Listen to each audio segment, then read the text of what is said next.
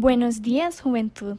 Bienvenidos a un capítulo más de nuestro podcast en pro de un mundo nuevo.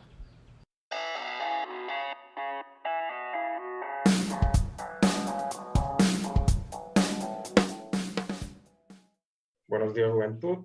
Es para mí un placer nuevamente estar en nuestro podcast en Pro Mundo Nuevo. Esta noche tenemos un invitado especial, Lee Ignacio Alonso.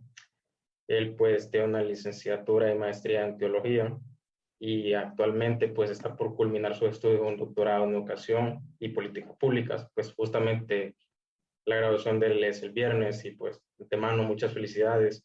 ¿Qué tal, Lee? Buenas noches. Buenas noches, estimado. Para mí es un honor que la invitación de ustedes para hablar sobre un tema que me parece a mí que es muy pertinente y han hablado, hay bastantes opiniones sobre estos temas, pero creo que no está de más ilustrarnos y hablar un poquito sobre la importancia y algunas cosas que se pueden ver al respecto. Muchísimas gracias. Pues comencemos. Sabemos que existen varios periodos sobre los que podríamos hablar sobre la geografía bíblica, que es el tema de hoy, pero creo que es necesario que empecemos con el periodo antediluviano, pues que sabemos que es desde la creación, del diluvio hasta las primeras grandes civilizaciones, pero sabemos que hay escasos datos sobre este periodo. No sé qué nos puede hablar al respecto sobre él. Específicamente en el libro de Génesis, nosotros encontramos la historia de la creación. Eh, Hay muchas cosas que nosotros podríamos hablar sobre la creación. Es interesante que la palabra Yom en el idioma Yom, en el idioma hebreo, significa día.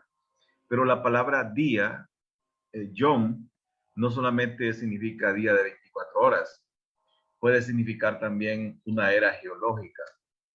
Y la era geológica es aquel tiempo que prácticamente no se puede ubicar prácticamente en el tiempo, porque los científicos hablan, por ejemplo, de la era zoica, de la era cenozoica, de la era mesozoica, de la era antropozoica. Entonces, prácticamente presentando así un punto de vista eh, prácticamente que la Tierra, como nosotros creemos, no tiene tan poco tiempo como algunos dicen, que tiene 6.000, 7.000 años. Ellos hablan de millones de años. Entonces, el concepto yom en el hebreo es un concepto que puede significar esas dos cosas y bueno, valdría la pena analizarla, pensarla e investigar al respecto. Creo que el periodo antediluviano es ese que está de Génesis capítulo 1 hasta el capítulo 8, ¿verdad? Que precisamente son y para las personas que nos están escuchando, déjenme decirle que los primeros 11 capítulos del Génesis son los más difíciles de entender de toda la Biblia. Alguna gente dice que es el Apocalipsis. El Apocalipsis es muy fácil porque es un lenguaje figurado, mientras que el Génesis es un libro súper complicado. Por ejemplo, eh, el concepto que se utiliza para tiempo en el Génesis, solo dice en el principio, en el hebreo Berechit, ¿verdad? Berechit significa Génesis o principio. Y la ciencia habla con presumida erudición de millones de años, pero el Génesis simplemente dice en el principio. Génesis 1:1, en el principio creó Dios los cielos y la tierra estaba desordenada y vacía. Pero ¿cómo es que Dios hizo algo y después estaba desordenado y vacío? Entre Génesis 1:1 y Génesis 1:2 ahí hay mucha tela que cortar. Ahí hay toda una explicación y hay toda una teoría al respecto. El Génesis se supone que nos da una posición de orden. Sin embargo, cuando nosotros vemos eso, la creación apunta casi al comienzo de un caos total. Cuando dice, y la tierra estaba desordenada y vacía. ¿Sería que la materia entró en proceso de organización? ¿Sería ¿cómo se llama? Que esa situación de caos tenía que pasar el caos para que se volviera a ordenar? Hay muchas teorías al respecto para hablar del origen del universo. Por eso le digo que resulta bastante complicado hablar en este sentido, pero el periodo que narra la Biblia está entre de este antediluviano, entre la caída de los humanos y la narrativa del diluvio del Génesis, dentro del concepto cosmológico bíblico. Y esa narración es interesante, totalmente interesante. ¿Por qué? Porque hay toda una serie de aspectos que nosotros tenemos que entender. Ahora, ¿dónde estaba realmente dónde se puede ubicar geográficamente este lugar? ¿Dónde ocurrieron estos hechos?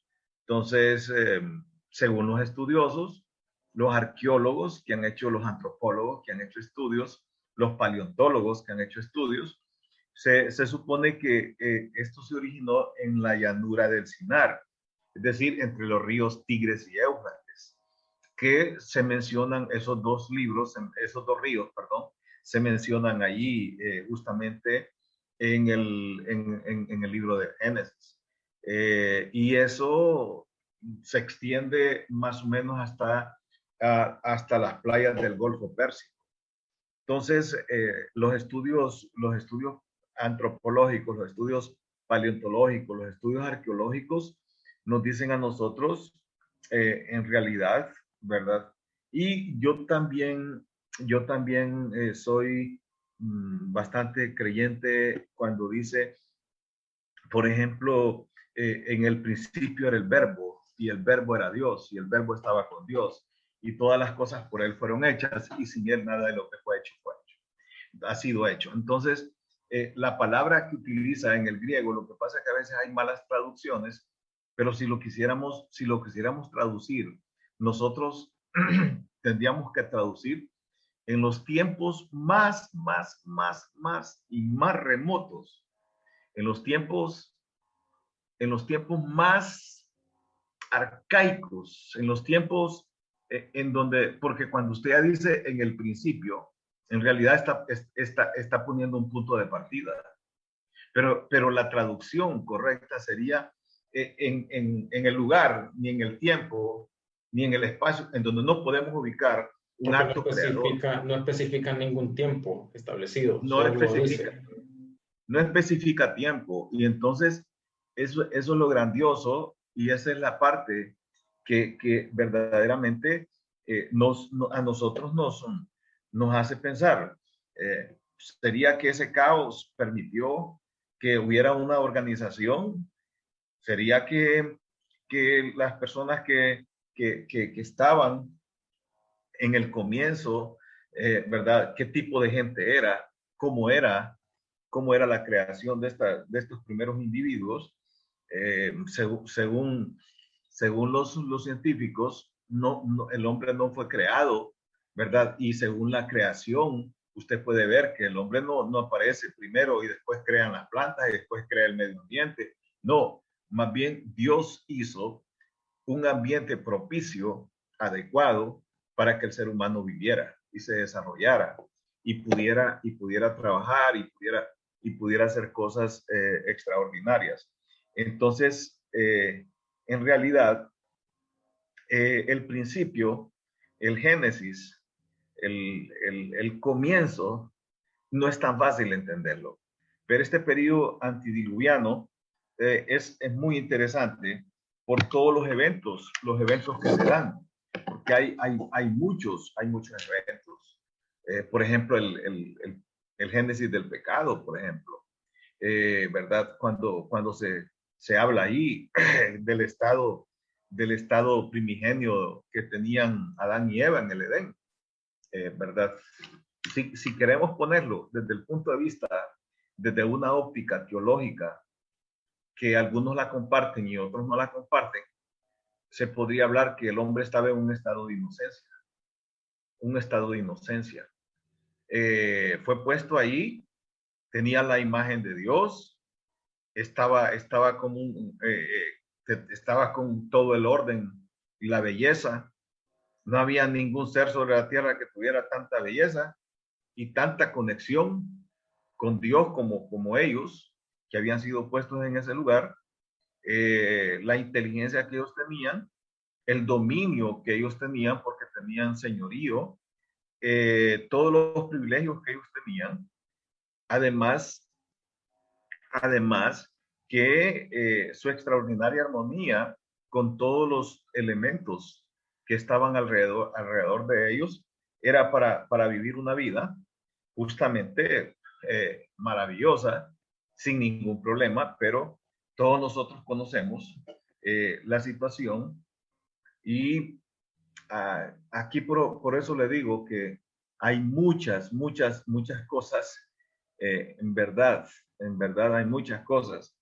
Y solo pensar cuando se habla, por ejemplo, del árbol del bien y el mal, ¿verdad? Cuando se hablan de esas cuestiones, cuando le dice de todo árbol del huerto podrás comer, con una sola restricción, más del árbol de la ciencia del bien y del mal no comerás. Hay una pregunta ahí, ¿cuál era el árbol cuál era el árbol del bien y del mal? ¿Y cómo iban a saber ellos para identificarlo también? Y cómo exactamente. Entonces, hay muchas telas y hay mucha discusión al respecto, que tal vez no sea el foro para discutirlo, ¿verdad? Pero que yo solamente lo dejo con muchas inquietudes. Yo fui profesor de Antiguo Testamento, yo enseñaba la parte histórica y un norteamericano enseñaba la parte arqueológica. Y eran muchas de las preguntas que aparecían en el tapete de la discusión y que justamente creo que la mayor parte de la gente y los que han estudiado y que han visto algunas letras y páginas y los primeros capítulos del Génesis se deben de preguntar. Entonces, y luego después, ya nosotros conocemos cuando la pena y la vergüenza, y cuando se dan cuenta que están desnudos, y toda la historia esa, y después después de la destrucción y cuando salen del huerto, ya la procreación viene, pero procrean dos hijos, Caín y Abel. Uno era pastor de ovejas y el otro era labrador del campo. Y todos nosotros conocemos la historia. ¿Acaso entonces es que Abel era mejor que Caín? ¿Qué le entró a Caín? ¿Acaso que la ofrenda de Caín era una que solo Adán y Eva en la inocencia del Edén hubieran ofrecido? ¿O qué sinceramente? ¿O es que la ofrenda de Caín carecía de fe y la del hermano en realidad tenía mucha credibilidad? Entonces, ¿qué llenó de odio? ¿Dónde aprendió el odio Caín? ¿De dónde lo heredó? ¿De dónde le vino esa vena de odio contra su hermano? Entonces, me explico, o sea, hay una serie de elementos y no quisiera entrar, no quisiera dejarlo como duda, sino más bien como inquietud. Y porque yo creo que ese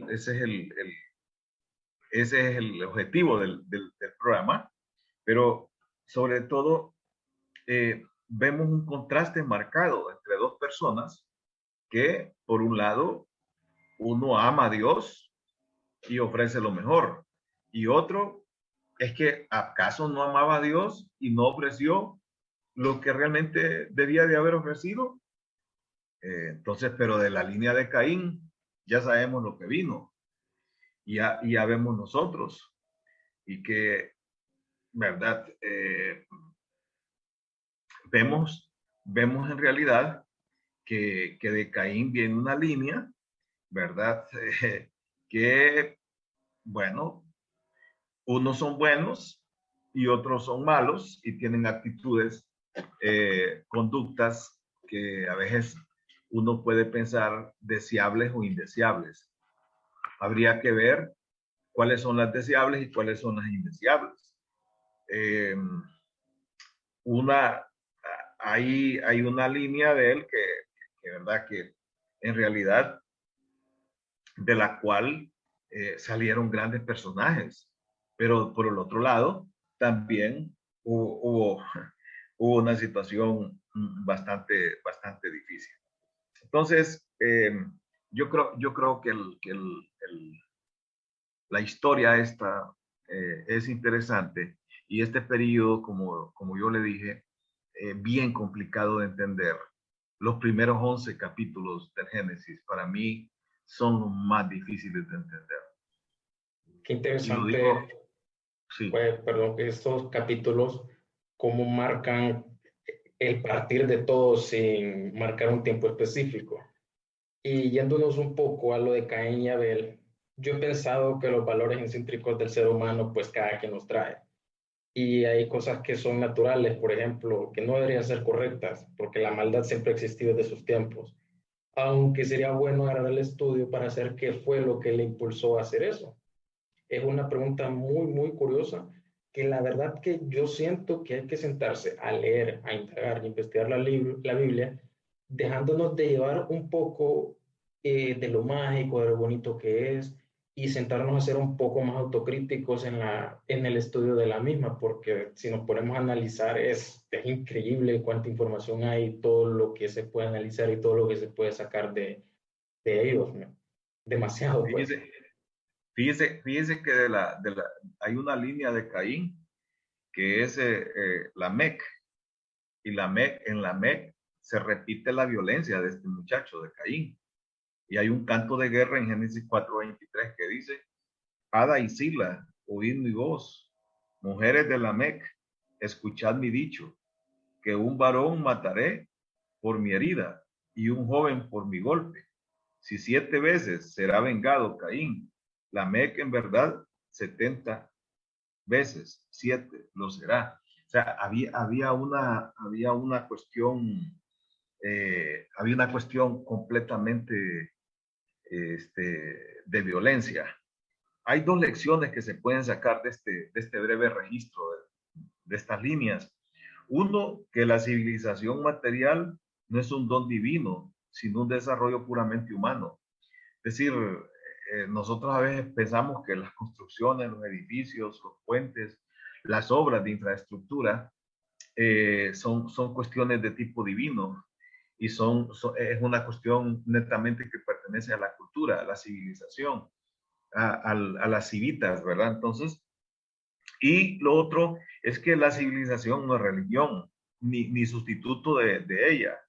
La línea de Caín nos da las siguientes primeras cosas: asesinato, ciudad, poligamia, músicos, artífices del metal, poesía, de todo menos ejemplo de un hombre que caminara con Dios.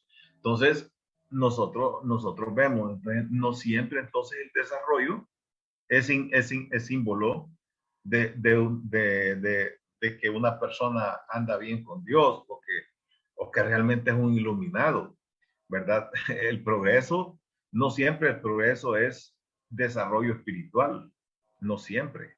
Entonces, es interesante ver esto, porque esto es lo que se da básicamente ¿cómo se llama? En el periodo Antediluviano.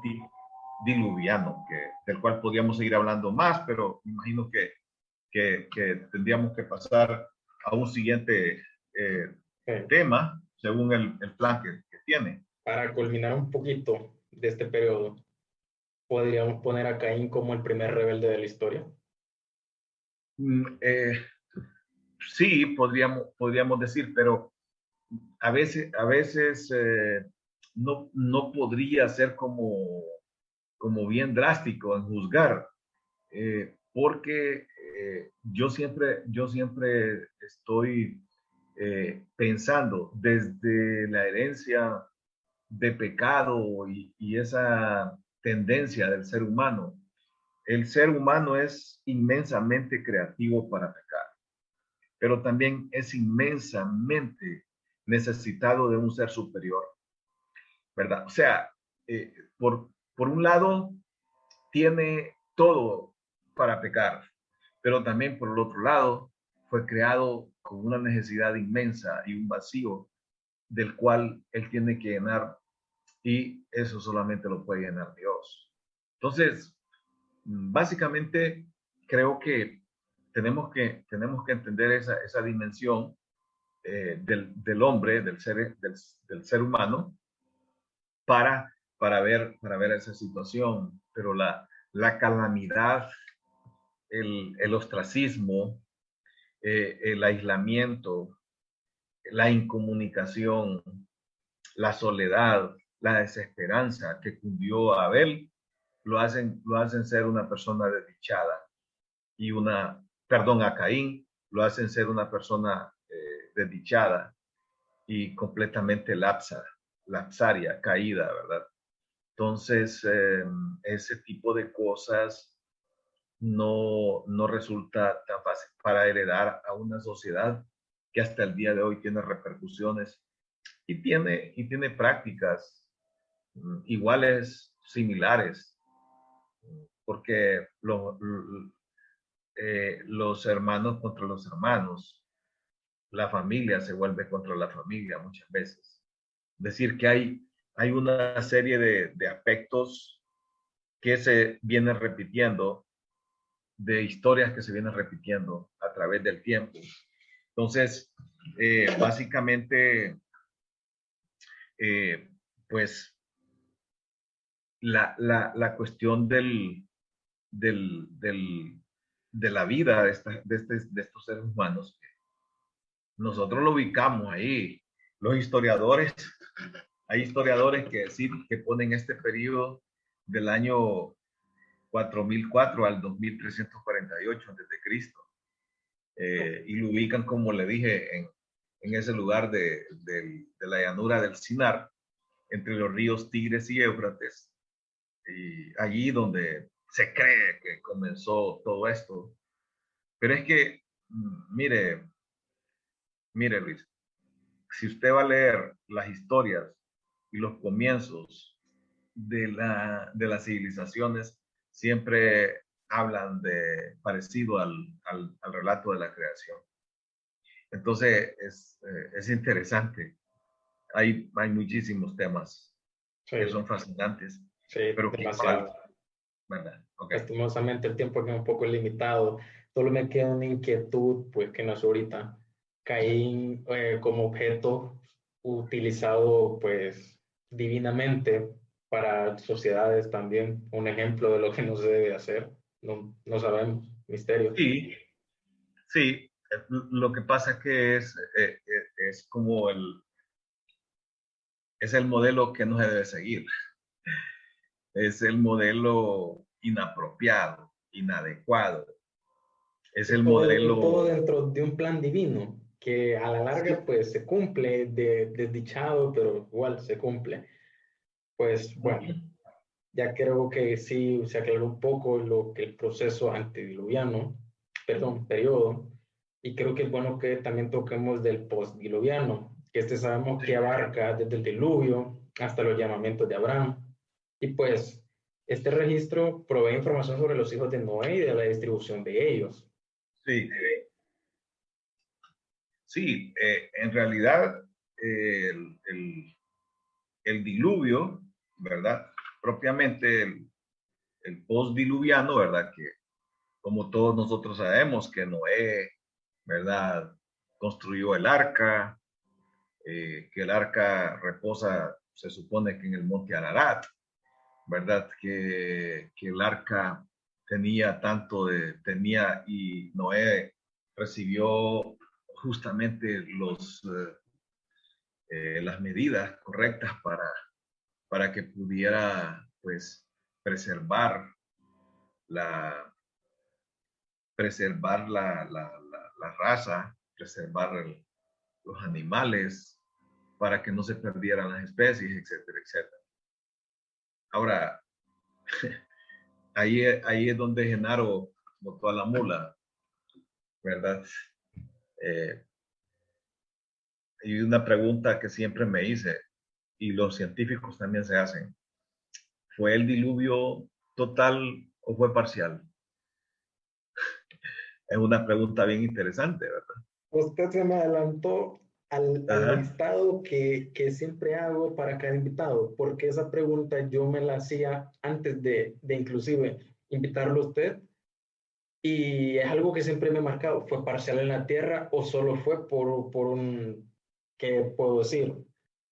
Por un, por un lado, solo un lugar, pues no, eso nunca lo explican, no hay registros tampoco, que yo Sí, sepa. bueno, hay una teoría fuertísima, fuertísima sobre eso. El doctor Glinson Archer, ¿verdad? Que creo que fue su tesis doctoral, que fue publicada en los años 50, 60, una reseña de una introducción al Antiguo Testamento de Glenson Archer, habla precisamente de esa, de esa localidad del diluvio. Ahora, una de las cosas es, ok, entonces, si el diluvio fue parcial y solamente fue para la generación esa que vivía ahí, entonces, ¿por qué nos aparece a nosotros el arco iris? Entonces, nosotros nunca acá, en estas latitudes, no podríamos ver el arco iris, que el arco iris es símbolo del pacto que Dios hizo con Noé de no volver a destruir la tierra. ¿Me explico? Entonces, ¿qué entonces? Ok. Y así podemos ir deduciendo lógicamente, infiriendo lógicamente de de muchos de esos aspectos. Digamos, si se destruyó el mundo, entonces, ¿verdad? Los estudios que hay en este momento de la parte de la corteza terrestre, de de la situación hidrográfica en el mundo, de la conformación de los ríos, ¿verdad? De todo eso. Entonces nos hace a nosotros pensar que ese periodo postdiluviano, eh, pues pensamos de que ese pacto de no volver, de no maldecir la tierra, de no destruir a los seres vivientes y que el símbolo del pacto era el arco iris y que ese arco iris era realmente símbolo de la presencia divina en cuanto a no hacer, porque dice la Biblia que de los abismos de la tierra salió agua. Entonces, o sea, también hay otra historia que contar. En realidad, si el agua que cayó fue agua fue agua que se abrió y que las nubes tenían tanta agua que inundaron toda la tierra. Entonces, o era simplemente en el lugar donde venía el castigo, porque el diluvio se supone que fue un juicio, ¿verdad? Que Dios trajo por la maldad de los hombres, por los caminos perversos que ellos tenían.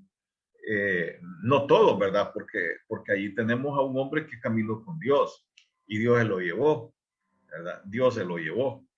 Entonces, y así podemos nosotros podemos seguir hablando de esto, pero el periodo postdiluviano creo que nos marca la descendencia de Noé, de los 3 hijos de Noé, de Jafet, de Can y de Sem, ¿verdad? Entonces se supone que los hijos de Jafet fueron y poblaron Europa y Asia, que los hijos de Can, que Can fue el que realmente vio la desnudez de su padre.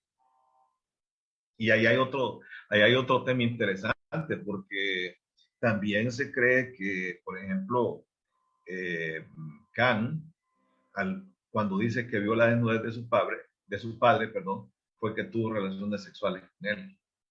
O sea, cuando se habla de que vio la desnudez, porque un hijo puede ver a su padre que no está cubierto, ¿verdad? Pero la maldición le vino a Cam porque vio la desnudez de su padre.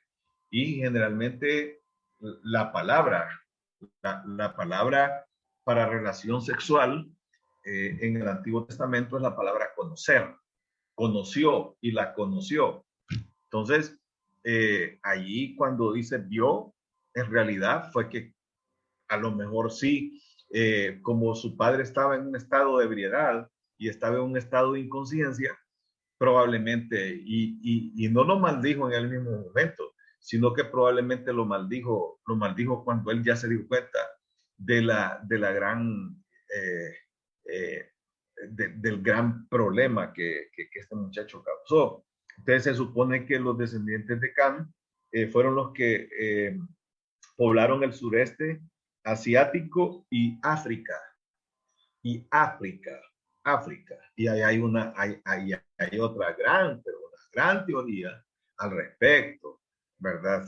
Que no vale la pena ahorita hablar de esto, pero que solo se lo dejo ahí para que piensen poco. Y los descendientes de Sem, que son los que están que son los árabes judíos y además los que están en Asia, que parte de Asia también.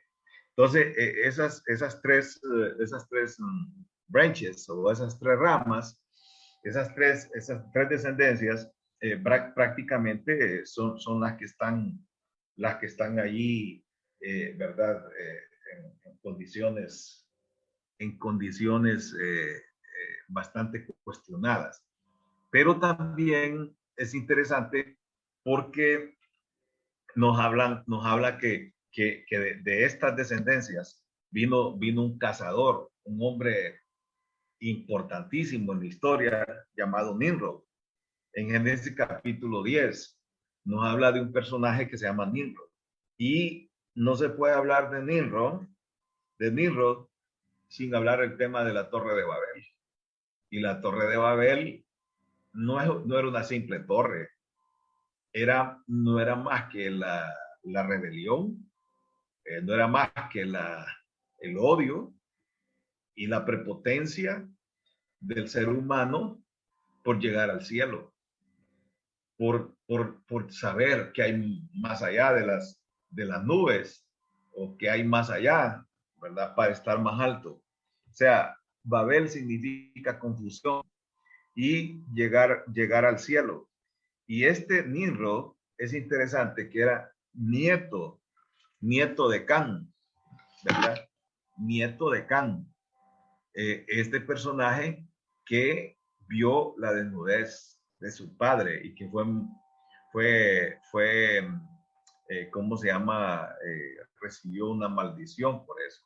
Y luego de esas 3 descendencias están los sumerios. Los sumerios fueron la primera civilización más desarrollada por el hombre. Y la escritura, donde se encontró la escritura más antigua. Es decir, cuando los lingüistas, cuando las personas encargadas, los filólogos, estudian las diferentes manifestaciones de la lengua y la historia de la lengua, tienen que irse a los estudios ¿verdad? Ahí de las primeras civilizaciones y se chocan con los sumerios.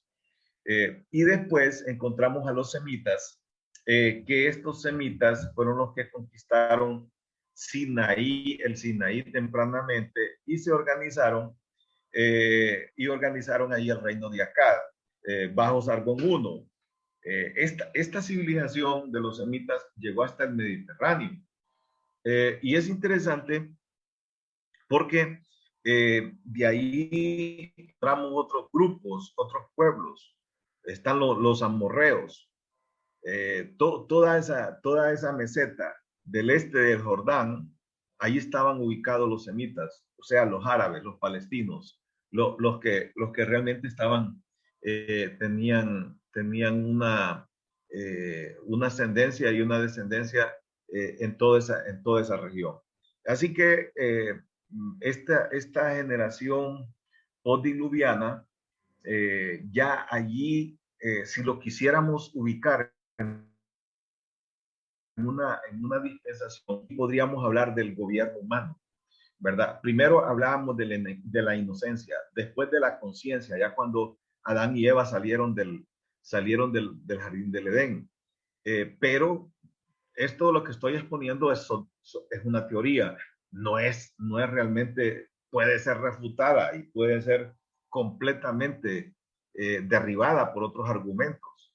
Pero yo lo que estoy presentando es exponiéndolo y poniéndolo en forma, en una periodización que se ha hecho de la historia bíblica. Entonces, ahí estaríamos hablando del gobierno humano, porque en realidad lo que nosotros tenemos después es a un hombre que es llamado precisamente de Ur. ¿Dónde estaba Ur? Ur estaba allí, precisamente, si lo queremos ubicar en lo que hoy es Irán. Es decir, Abraham entonces era un iraní, si lo queremos poner ahí. O sea, toda esa región, toda esa parte donde donde se habla del creciente fértil, ¿verdad? Que es una gran franja y que está bañada por los ríos Tigris y Éufrates, y toda esa parte, sinceramente, se está hablando ahí de una población enorme, de pueblos antiquísimos. Y justamente de ahí viene el padre de la fe, Abraham, que lo encontramos en Génesis capítulo 12, versículo 1, cuando Dios le dice a Abraham, sal de tu tierra y de tu parentela a la tierra que yo te mostraré. Ahora, lo que pasa es que nosotros creemos que cuando vemos el relato bíblico, nosotros encontramos que para ese momento ya existían otras culturas, otras civilizaciones, otros pueblos. Había ya una gran, ¿verdad? Explosión de pueblos, imperios, etcétera, etcétera. Y por eso no podemos ver la historia de manera lineal. No la podemos ver de manera lineal. Hay cuestiones donde tenemos que detenernos y ver que hay situaciones las cuales tenemos que analizar y analizarlas detenidamente, no a la loca, ni a la, como quien dice, como corriendo. No, tenemos que ir haciendo pausas e ir investigando y deteniéndonos en aquellos detalles que valen la pena referenciar o apuntar. Como le digo, entonces, necesitamos estudiar, y esta generación postdiluviana es una generación, sí, de donde lo queramos ver, prácticamente se supone que la cuestión de las lenguas se originaron ahí en Babel, ¿verdad? Cuando fue destruida la torre, luego cuando de los otros pueblos y se repartieron, y por eso nosotros vemos la multiculturalidad, la pluriculturalidad. la riqueza que hay en las cuestiones de transculturales, la trascendencia que tienen las diferentes culturas. Hay cosas impresionantes que tienen las civilizaciones, que tienen estos pueblos, que han llegado hasta nosotros como herencia, que más adelante lo vamos a ver, pero si lo queremos ver, ya podemos verlo ahí, que ya para el tiempo de, de todo el relato del Génesis, ¿verdad? Y ya al terminar Génesis, cuando nosotros vemos ya la conformación de los 12 hijos de los 12 hijos de Jacob, que son los que conformaron las 12 tribus de Israel, y etcétera, etcétera. Entonces, claro, estamos hablando de miles de años, pero que vale la pena estudiarse porque hay mucha riqueza histórica y hay muchas aplicaciones que se podrían hacer para el día de hoy. Hay Pues yo no demasiada, sé. podría decir, como donde se sentan bases para muchas cosas que estamos viviendo hoy en día, que de que el tiempo se arrastran y pues eso es una herencia, como usted decía. Y qué interesante cómo se apega a la historia que pues se vive y que se mantiene hoy mismo desde aquellos tiempos. Y que desde ahí mismo parte otro periodo importante que es el Imperio Babilónico, que Sí, pues los historiadores hablan de Babilonia en cuatro grandes periodos, que es el periodo paleobabilónico, el medio babilónico, si no estoy mal, el neobabilónico inicial y el clásico. No sé de sí. cuál le gustaría hablarnos un poco. Bueno, en realidad, la historia del Imperio Babilónico se caracteriza por ser una civilización sofisticada y, y es reconocida por sus grandes inventos y legados.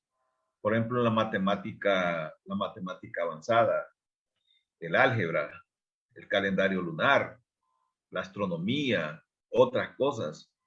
Y es lo que yo me llama la atención, porque, por ejemplo, lo que nosotros conocemos como Irak, es lo que es realmente Babilonia, el imperio babilónico. Pero la ciudad de Babilonia como tal era una ciudad súper desarrollada para ese momento. Se imagina que los jardines colgantes de Babilonia, eh, toda la riqueza que ellos tenían, por ser un imperio, si ellos iban y, por ejemplo, pues ellos hacían, hacían pues podían ellos eh, llegar a una población quitándoles todo. Eso se conoce como, se quedaban con el botín de guerra, pues en otras palabras. El botín de guerra era todo lo que ellos podían tomar, mujeres, niños, ¿verdad? Todo el ganado, todo lo que significaba riqueza para ellos era tomado por el imperio y era llevado. Entonces ellos habían acumulado tanta riqueza porque el imperio babilónico estuvo bastante tiempo y es un imperio que en realidad duró y le digo que duró porque todo el desarrollo que tuvo, ¿cómo se llama? La fuerza que tuvo fue desarrollada justamente allí en la llanura de la Mesopotamia. Y es interesante porque Mesopotamia significa entre dos ríos, pero la Mesopotamia era el lugar más fértil que había de toda esa región. Es decir, en la llanura fértil, es donde todo el mundo quería vivir, es donde todo el mundo deseaba estar. Entonces, eh, nosotros vemos, nosotros vemos qué relación tiene con Israel. Israel Bueno, que en el año 586, un rey que se llamó Nabucodonosor invadió Jerusalén y destruyó el templo que había sido construido por Salomón, porque David no pudo construir el templo. Eh, yo no quise hacer referencia ¿cómo se llama? A lo que Israel estaba haciendo, porque recordemos que después de que salen de Egipto, están 40 años en el desierto, después empiezan a hacer la conquista de Canaán, llegan justamente ahí a la tierra prometida, y luego se establecen en Jerusalén, pero que comprando justamente ese predio, porque ahí estaba habitado por los jebuseos, que eran los mismos árabes, ¿verdad? Pero que David le compra ese pedazo de tierra para construir el templo ahí, y lo que tenemos el día de hoy, pues, el gran problema entre árabes y judíos, entre palestinos, que creen que allí va a venir Mahoma, ¿verdad? Y que creen que también allí va a venir Jesús, los cristianos, y los judíos creen que ahí va a aparecer el Mesías, porque ellos están esperando todavía el Mesías, ¿verdad? Entonces, allí hay la confluencia de las tres religiones más poderosas del mundo, ¿verdad? Los cristianos, están los judíos, ¿verdad? Que aunque la religión judía no es una religión misionera, pero está el Islam, que es la religión de los musulmanes, que el día de hoy gana grandes espacios en todo el mundo, desde la conversión que ellos han logrado con las personas, ¿verdad? A través del mundo, ellos están ahora, ¿no? Entonces, vale la pena hablar de esto, pero el imperio babilónico se asienta y se desarrolla justamente en la llanura de la Mesopotamia, que bañada por esos ríos, por el río Éufrates, que básicamente tenían un desarrollo. Los judíos fueron por 70 años allí, estuvieron cautivos por 70 años. Hay historias, por ejemplo, el libro de Esther está relacionado con Babilonia. La referencia que hay es que los babilónicos fueron debilitándose y fueron cayendo, y el esplendor de ellos lo lograron allí con Nabucodonosor y con otro rey, pero vino el juicio, y el imperio fue tomado por los medos y por los persas. Entonces, el imperio babilónico fue sustituido por el imperio medo-persa, ¿verdad? Darío y Ciro, uno era de Media y el otro era de Persia, que hoy realmente los persas son los mismos iraníes, es decir, la guerra entre Irak e Irán no es una cuestión nueva. Esa disputa siempre ha existido, data de cualquier cantidad de años. Entonces, los persas invadieron, es decir, los iraníes invadieron a los iraquíes, pues, en otras palabras, y se sentaron ahí, y luego entonces los reyes que estuvieron allí, Darío y Ciro, fueron y se sentaron y conquistaron, pues invadieron el reino babilónico y tomaron el poder y se establecieron. Y ya todos nosotros conocemos la historia, que en el año 444 los judíos regresaban con 3 contingentes hacia Jerusalén, un contingente con Zorobabel, el otro con Esdras y el último con Nehemías, para reconstruir el templo que estaba destruido, que el mismo Nabucodonosor había destruido en el año 586 a.C.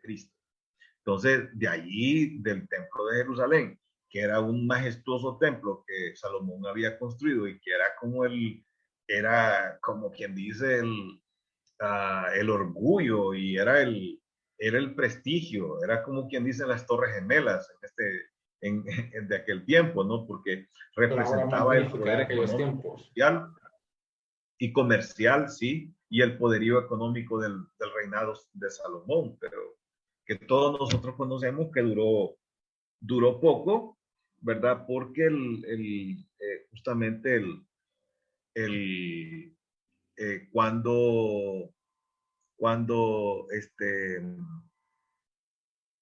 pues, pues el reinado del, de Nabucodonosor, Daniel, Belsasar, y luego ¿cómo se llama? Los reyes estos, Darío y Ciro, llegan otra vez conquistan y se reemplazan el imperio babilónico por el reino medo-persa. Entonces, y luego después, entonces viene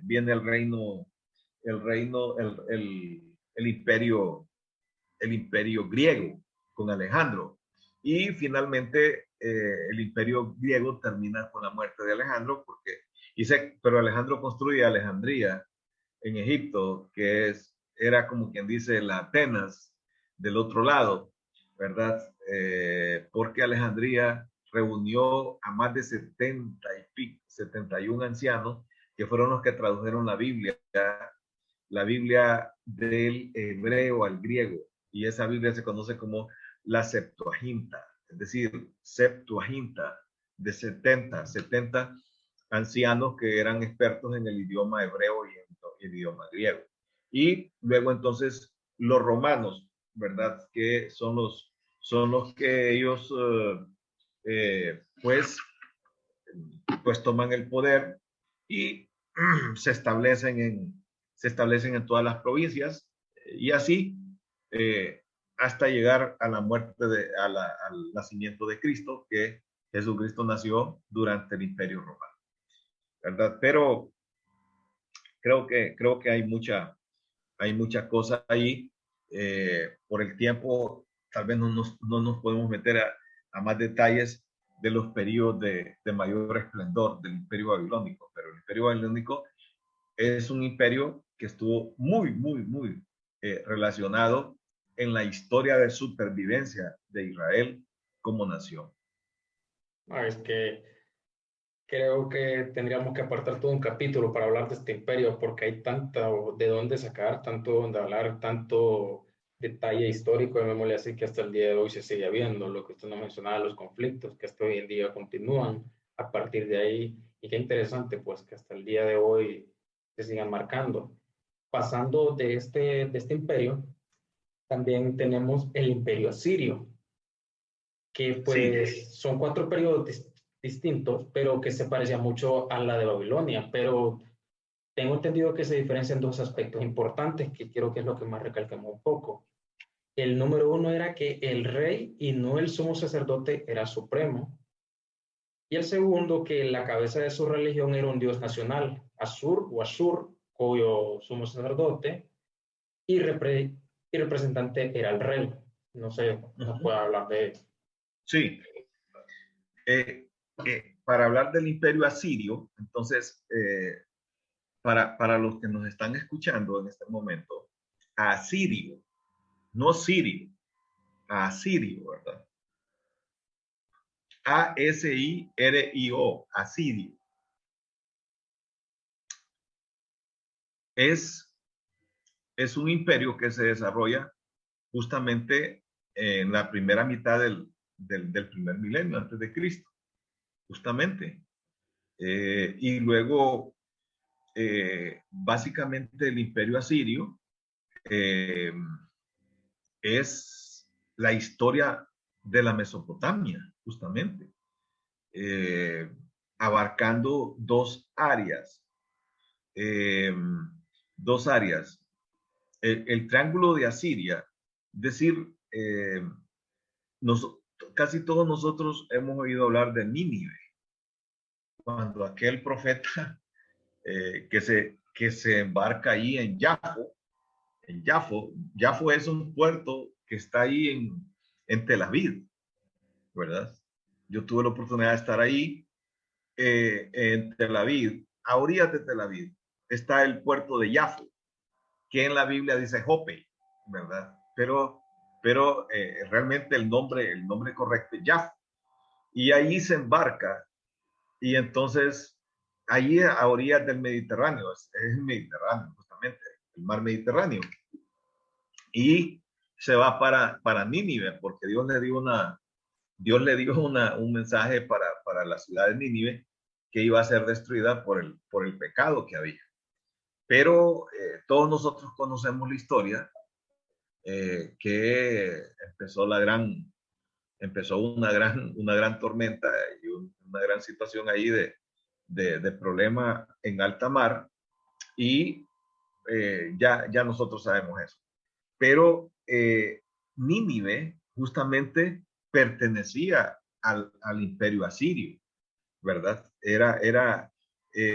Y entonces, si el Éufrates era del imperio babilónico, el Tigris, el río Tigris, pertenecía justamente como patrimonio al imperio asirio. Y la otra área era al sur con la ciudad de Asur, como bien lo dijo usted. Precisamente de ahí viene el nombre asirio, de eso, ¿verdad?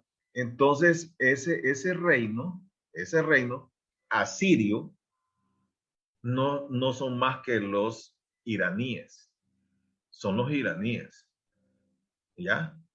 Son los iraníes, son los descendientes de Irán, ¿verdad? Allí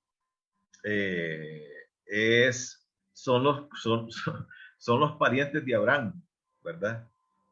Justamente, Irán. Y el imperio asirio pasó por tres etapas, básicamente, ¿verdad? El imperio antiguo asirio, el imperio medio asirio y el imperio neoasirio, que más o menos el neoasirio se ubica más o menos en el siglo 8 antes de Cristo. Siglo 8 antes de Cristo. Es decir, que antes de que Babilonia invadiera y conquistara y destruyera el templo en Jerusalén, ya antes ya era más famoso y era más esplendoroso el imperio asirio. O sea, por eso es que nosotros es increíble la herencia árabe que nosotros tenemos hasta el día de hoy. ¿Y cuáles son los números que nosotros usamos? No son los arábigos. El 1, 2, 3, 4, 5, 6 son los números arábigos, ¿verdad? Entonces, es importante reconocer que básicamente en el imperio antiguo asirio ya habían ciudades fuertemente urbanizadas, ya existía un desarrollo de ciudades famosas y de tal manera, solo para que nosotros entendamos, digamos, en Irak, en el imperio babilónico, en sus inicios, en su esplendor, los babilónicos tenían ya un código que, para los que me escuchan, el código de Hammurabi. El código de Hammurabi era un código que se supone que fue primero que justamente que el de los 10 mandamientos que Dios le dio al pueblo de Israel en Sinaí. Se supone que fue primero el código de Hammurabi. Escuche bien esto. Sí. Estamos hablando de civilizaciones completamente avanzadas. Y este famoso rey de este imperio asirio, Shamshi-Adad, ¿verdad? Era contemporáneo de Hammurabi, rey de Babilonia. Y entonces, es más, fíjese que para el conocimiento de todos nosotros, los tratados de paz no se inventaron en La Haya, Holanda, en la Corte Internacional de Justicia, para nada. Ya estos pueblos ya tenían tratados de paz para cosas años, imagínense, miles de años antes. Quiero hacer una preguntita aquí, aprovechando el momento. Tengo entendido que el Código Hammurabi, pues, son 282 leyes inscritas en piedra, pero los tratados de paz estaban escritos en esta piedra por el rey de la Babilonia Hammurabi. No sé si esto está inscrito en esta piedra o si, ¿en dónde? No había otra forma, no existían los papiros, no existían sino que son escrituras, le llaman escrituras cuneiformes, ¿verdad? En tablillas, escribían en tablillas, ¿verdad? Allí escribían. Entonces, barro cocido, era una cuestión impresionante. Por ejemplo, este rey también organizó administrativa, política y militarmente sus nuevos territorios. Es decir, el poderío militar, económico, social, administrativo, organizativo que estos tenían.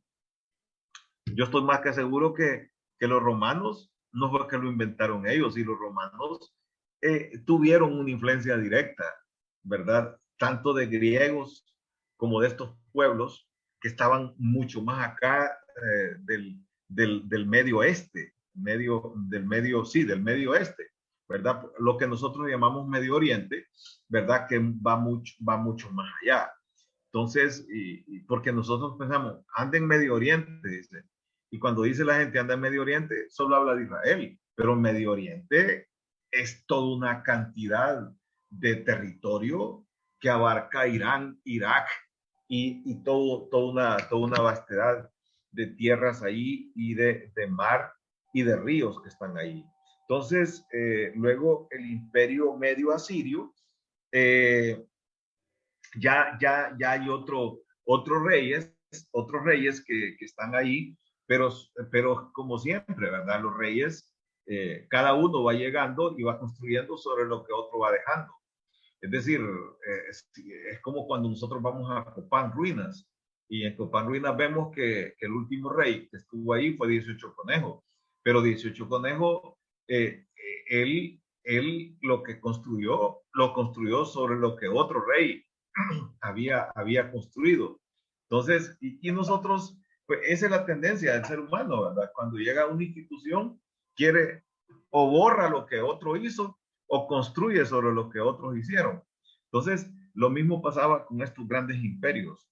De tal manera que este rey en el imperio medio asirio, Ashur Ubalid, ¿verdad? Este rey recibió el nombre de rey de la totalidad. Él se autonombró el rey de la totalidad. Se imagina qué prepotencia, qué altivez, qué soberbia la que él tenía. Y además, fíjense que estableció relaciones diplomáticas con Egipto, porque el imperio egipcio es otro de los imperios mundiales, ¿verdad? Se reconocen como los grandes imperios mundiales: el imperio egipcio, el imperio babilónico, el imperio medo-persa y el imperio romano. Pero nadie habla, por ejemplo, del imperio o del reino de Genghis Khan, por ejemplo, allá ¿cómo se llama? En Asia, el chino, ¿verdad? O las dinastías chinas, a veces no nos gusta hablar de ese tipo de cosas, pero este rey, para que nosotros tengamos memoria, hizo relaciones o estableció relaciones diplomáticas. Es decir, los que estudian diplomacia, los que estudian relaciones internacionales, tienen que ver dónde comenzó realmente, dónde comenzaron la historia de las relaciones internacionales, dónde comenzó el derecho internacional público, que es la relación que existe entre los países, etcétera, etcétera. Y así nosotros podemos ir hablando de este tipo de cosas. Este imperio asirio llegó a su esplendor con un rey que ahí aparece en la historia y aparece en los libros, en las enciclopedias, en todos los registros, como Tiglat-Pileser I, ¿verdad? que ahí aparece como del año 1114 al año 1076 antes de Cristo, y en donde Asiria alcanzó uno de sus momentos de máximo esplendor con este rey. Entonces, creo que la historia de estos imperios no pueden pasar desapercibidos porque han heredado y han legado al mundo entero cuestiones interesantes. Imagínense en el campo de la diplomacia, en el campo de la medicina, en el campo de la astronomía, en el campo de las diferentes ciencias, disciplinas científicas, etcétera, etcétera. Entonces, pero son los iraníes. Este imperio, el imperio asirio, son los iraníes. Lo que era para el imperio babilónico, Irak, era el imperio asirio para los iraníes. Qué increíble, la verdad, uno enterarse de tanta historia, tanta cultura, tanto patrimonio universal que hay en estos tratados, en estos escritos, porque fueron los primeros políticos y primeros relacionadores internacionales que existieron, de dónde parte todo. Pero creo que a partir de este capítulo van muchas dudas aclaradas, va conocimiento, porque realmente es un tema que es bueno tratarlo con personas pues que sepan del tema, que hayan estudiado, porque no es así muy el molote que lo vamos a tratar tampoco, porque tiende a confundir un poco por la tanta diversidad y riqueza que ha habido durante toda la historia. Y pues ya para irnos despidiendo, unas palabras finales que nos quiera darle. Bueno, yo le agradezco muchísimo el favor de haberme invitado a hablar sobre esto. Es bien difícil en minutos hablar de cada uno de estos aspectos, pero creo que es una calistenia intelectual y en una hora, 10 minutos o menos, en una hora de hablar de todo esto, cuando en las universidades son motivos de estudios doctorales, ¿verdad? Postdoctorales. Hay cualquier cantidad de escritos, tesis, eh, investigaciones que se hacen al respecto. Y el siglo XX, el siglo XIX y XX pasó por el estudio arqueológico, paleontológico, histórico de todos estos pueblos, de todas estas culturas que, como le digo,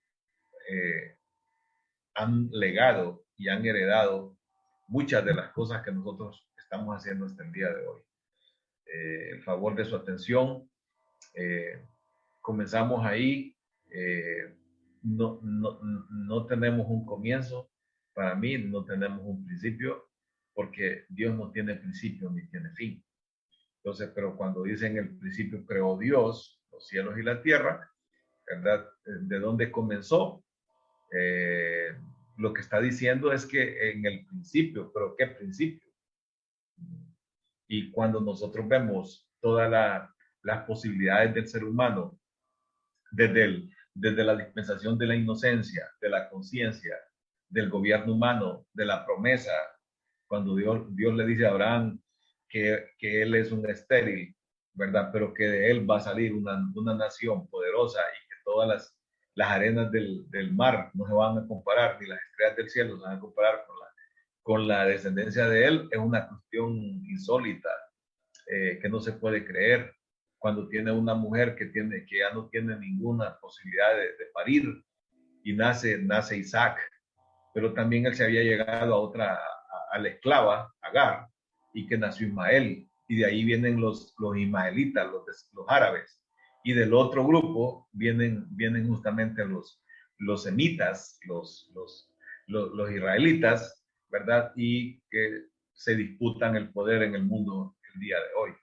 Entonces, la historia de los imperios no es más que la historia del poder y de la historia de quién hace más y quién conquista más. Pero solamente son cuestiones de tipo material, humano, etcétera, etcétera. Muchísimas gracias, Lick. De veras que muchas gracias. Creo que vamos a tener que tocar otro podcast con estos temas porque sí son muy interesantísimos y son muy buenos, pues que sepamos más sobre ellos y que muchas veces nos falta tocar. De verdad, gracias Ok. nuevamente. Y pues recordarle a todos los que nos han escuchado que nos pueden seguir a través de Spotify, YouTube, Facebook, Instagram con el nombre Pro Mundo Nuevo. Y muchas gracias.